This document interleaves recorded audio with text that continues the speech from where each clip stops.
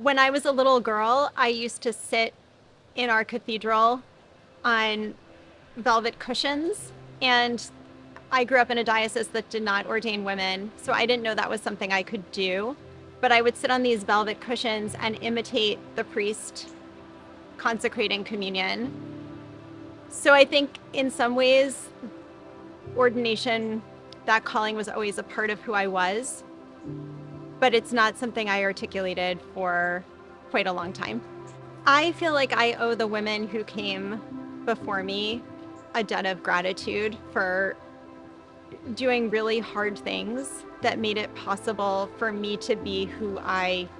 am in the world. And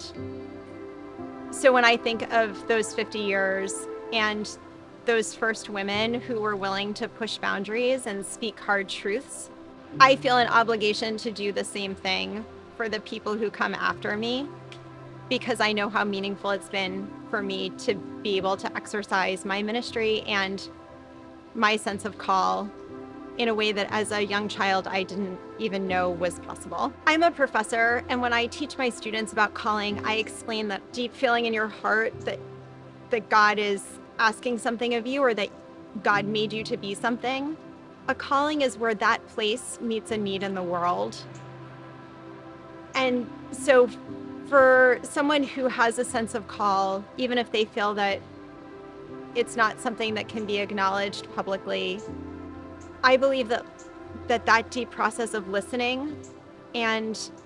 listening beyond what the world says you can be is of tremendous value, because that's how you come to know yourself and God's hopes and dreams for your life better. And if you can articulate that,